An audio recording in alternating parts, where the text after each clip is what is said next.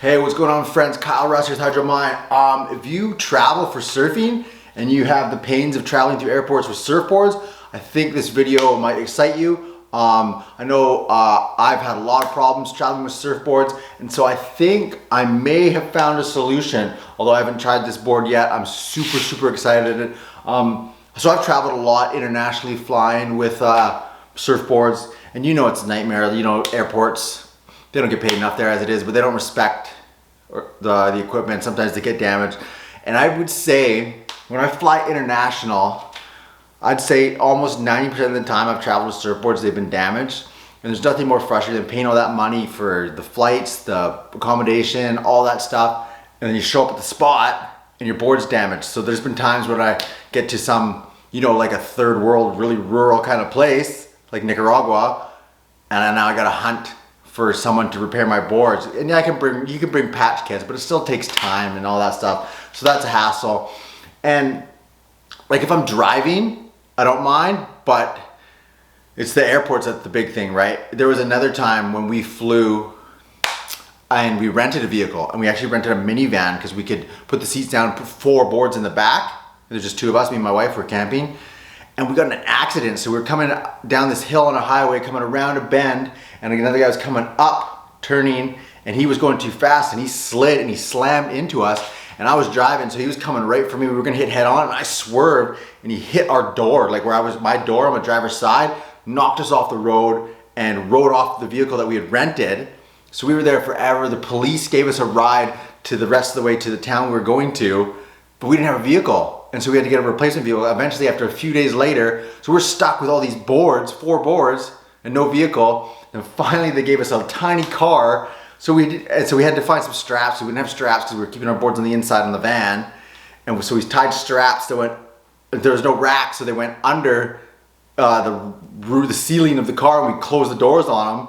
And we were camping, and when it rained at night, the rain leaked into the straps and soaked the seats. So anyways, my point is, when I first saw these boards I'm gonna show you, I got so excited because I've had all the stresses you can think of when it comes to traveling with surfboards. So it's a 2-piece board. And I know when it comes to surfboards, there's like such an art and a science to it, but there's so many purists, right? So deviating away from what's known to be the best is like sacrilegious, right? So having a 2-piece board is kind of funny. So I'll grab it right here, I'll show you. It comes in a bag. So this is a 6'4" board. And I'll tell you the dimensions in a minute and why I selected them, but it comes in a bag like this. So, and when I was first researching it, their claims were that you could get it through baggage without any extra baggage fees. So it meets the dimensions of a suitcase, like the max dimensions.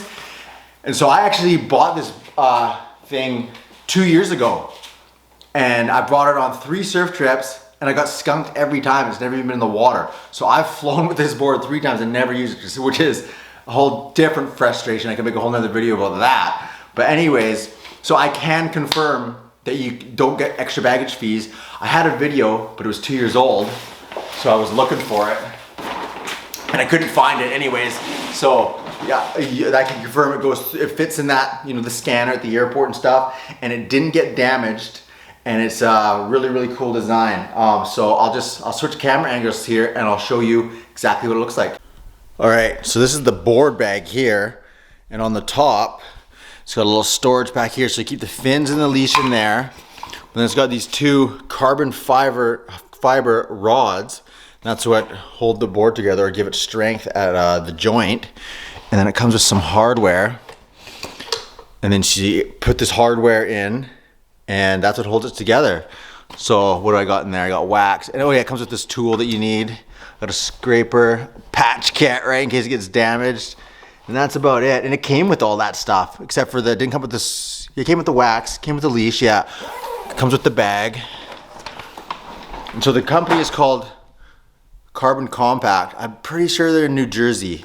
Yeah, anyways, and you can get these made in any dimensions. And so it's a 2-piece board, and that's sick, eh? I got the Hydro Mind logo put on it. It's super dope. I can't believe I haven't got to use this board yet. I've had it for 2 years. And I got these pads on there. Anyways, and so if you see here, it's a 2-piece board, which is crazy. Oh man, I'm so excited now that I'm pulling this out. And then if you look right here, it's got 2 holes. So you put the rods in. I'll just give you a little quick demo here. It's hard to do with one hand. And so you put both those in, slide it together, boom. And then so there's hardware goes 2 on the edges, and then you flip it over, and then there's 2 in the middle. And these are the dimensions: 6'4", 22 and 1/8 width, 2 5/8 thick, 42 liters. So I'll tell you why I got those dimensions in a minute. But anyways, this is it. So I'll put it together and I'll show you what it looks like. All right, so this is what it looks like when it's put together, and it's not a crazy amount heavier. It's definitely heavier if this were to be just a foam board, but they did pretty good making a lot of the parts out of carbon fiber and graphite. The hardware is stainless steel, so it's strong.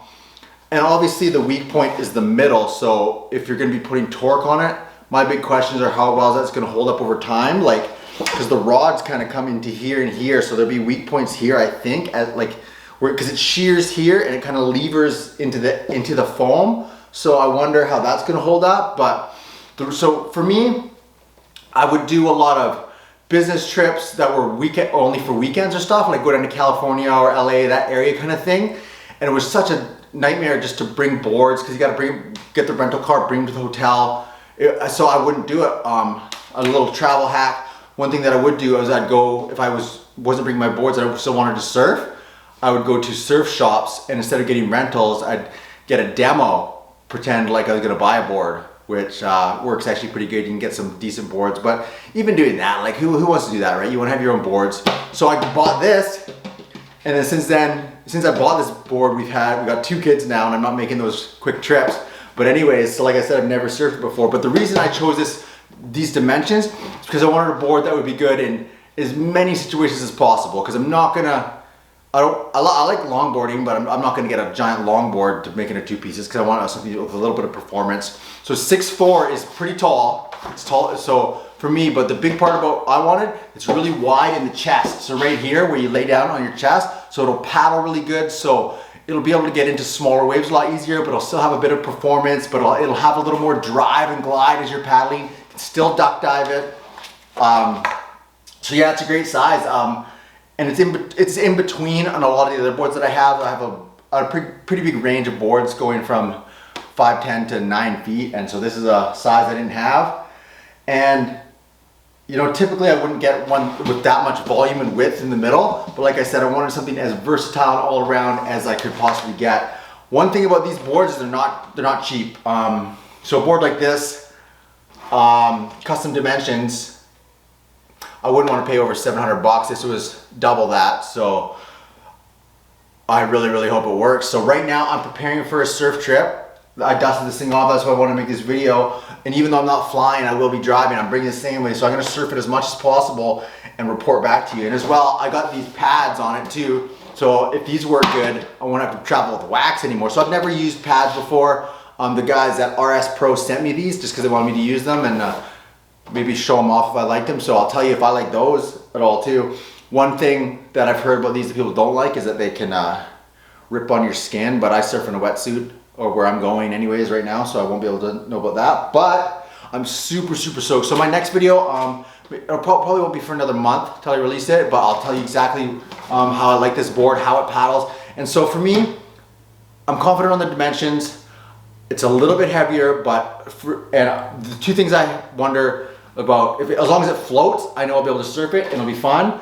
I just wonder how the weight will affect it, which I'm not too worried about, but I'm worried about the strength, right? So I'm gonna try and torque it out as much as I can, really see what this board can do, see how well it duck dives, all that stuff, and I'll report back to you. And if I like it, I might get a few. All right, so my name is Kyle Ross. Is this the best travel surfboard on earth? I don't know if you've used it. Comment below, let me know what you think. Let me know if you would surf something like this, or if this is sacrilegious to you. Am I a heretic for even thinking this board would be good?